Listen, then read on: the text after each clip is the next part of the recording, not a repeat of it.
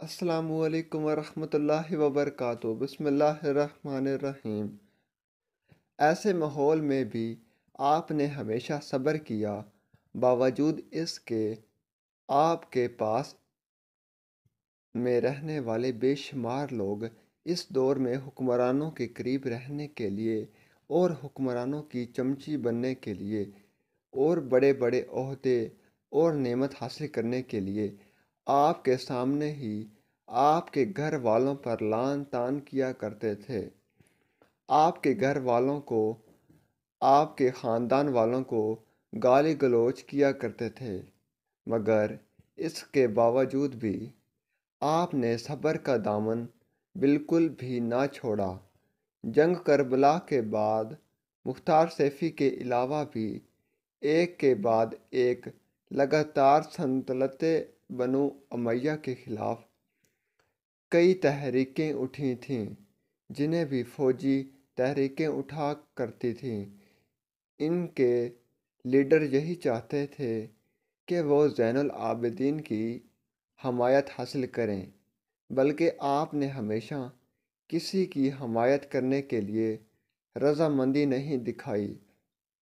وجہ صاف تھی، کیونکہ آپ سیاست سے دور رہنا چاہتے تھے اور عبادت کرتے ہوئے ایک سادہ زندگی گزارنا چاہتے تھے۔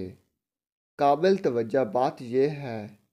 کہ جنگ کربلا کے بعد سلطنت بنو امیہ کے خلاف جتنی بھی فوجی تحریکیں اٹھیں، وہ سب عام لوگوں کے سامنے یہی اعلان کیا کرتے تھے۔ ویڈیو اچھی لگے تو چینل کو لائک کریں، سبسکرائب کریں، شیئر کریں، تاکہ ہماری ہر ویڈیو آپ کے پاس بآسانی پہنچ سکے کہ ہمارا مقصد سلطنت بنو امیہ کو گرا کر کوئی حکومت کرنا نہیں ہے، بلکہ ہم تو یہ حکومت بنو امیہ سے چھین کر ان لوگوں کو دینا چاہتے ہیں جو اس کی اصلی حقدار ہیں، یعنی وہ لوگ اہل بیت کی طرف اشارہ کیا کرتے تھے اور یہ کہنا چاہتے تھے کہ اہل بیت کی خلافت کے اصلی حقدار تو یہ ہیں، اور یہی وہ چیزیں تھیں جو سلطنت بنی امیہ کو سب سے زیادہ پریشان کیا کرتی تھیں، اور جس کی وجہ سے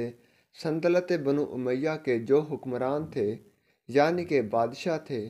وہ ہمیشہ زین العابدین سے خطرہ محسوس کیا کرتے تھے، کیونکہ ظاہر ہے اس دور میں اہل بیت کے یہی لیڈر تھے۔ ساتھ ہی ساتھ سیاست سے دور رہنے کے باوجود بھی اس دور کے عام لوگوں کے دلوں میں جو عزت، جو احترام حضرت امام زین العابدین کے لیے تھا،